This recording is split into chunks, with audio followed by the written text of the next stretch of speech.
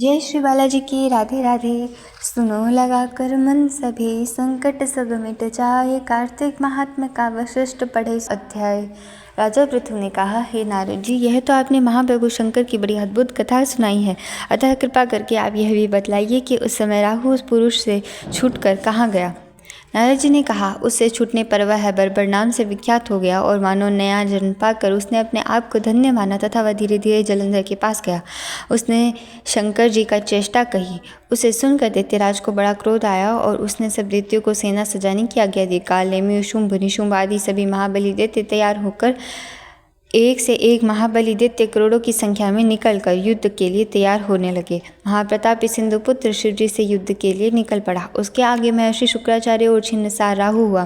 फिर तो उसी समय जलंधर का मुकुट खिसक कर धरती पर आ पड़ा। आकाश में मेघ छा गए और बड़े बड़े अपशकुन हुए। उधर इंद्र आदि सब देवताओं ने एकत्र हो कैलाश पर जाकर शिवजी से सब वृत्तांत कहा और यह भी कहा कि आपने जलंधर से युद्ध करने के लिए जो भगवान विष्णु को भेजा था वह उनके वशवर्ती हो गए हैं तथा लक्ष्मी सहित जलंधर के अधीन होकर उसके घर में निवास करते हैं। अब देवताओं को भी उसके यहाँ निवास करना पड़ रहा है।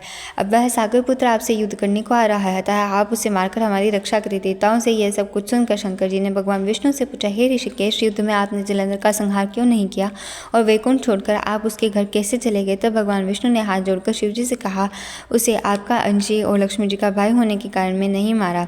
वह बड़ा ही वीर है, देवताओं से अजय है। मैं सत्य कहता हूँ कि उसे कोई भी नहीं मार सकता। इस पर लक्ष्मी ने मुग्ध होकर और मैंने स्वयं उसके घर में रहने का वर दिया है, इसीलिए मैं उनके घर रहता हूँ। हे सूर्यवीर विष्णु, आप ये क्या कहते हैं? उस दैत्य जलंधर को मैं अवश्य मारूंगा, इसमें कुछ भी संदेह नहीं है। अब आप सब देवता जलंधर को मेरे द्वारा मारा गया जानकर अपने स्थान को जाइए। जब शंकर जी ने ऐसा कहा तो सब देवता संदेह रहित होकर अपने अपने स्थान को चले गए। ठीक उसी समय पराक्रमी जलंधर अपनी विशाल सेना के साथ कैलाश पर्वत पर अपने सैनिकों से कैलाश पर्वत को घेर कर सिंहनाद करने लगा।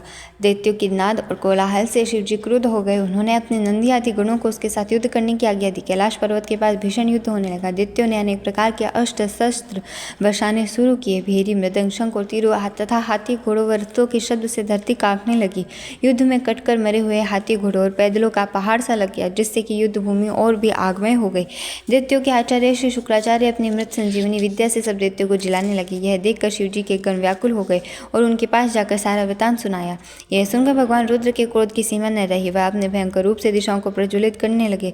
फिर तो उस समय उनके मुख से एक ऐसी भयंकर कन्या उत्पन्न हुई जिसकी दोनों जंघाएं ताल वृक्ष के समान थी। वह युद्ध भूमि में जाकर सब असुरों का चर्वण करने लगी। युद्ध भूमि में इस तरह विचरते हुए वह शुक्राचार्य जी के पास पहुंची और शीघ्र ही उन्हें अपने उदर में गुप्त कर लिया। फिर स्वयं भी अंतर्ध्यान हो गए। शुक्र के गुप्त हो जाने से दैत्यों का मुख मलिन पड़ गया और वह युद्ध छोड़कर भागने लगे। इस पर शुंभ, निशुंभ और काल, नेमि आदि सेनापतियों ने अपने भागते हुए वीरों को रोककर शिवगणों पर बड़ा कठिन प्रहार किया। और ऐसा ही शिवजी के नंदी आदि वीर गणों ने, जिनमें गणेश और स्वामी कार्तिकेय भी थे, उन्होंने अपने गणों को रोककर दैत्यों से भीषण युद्ध किया।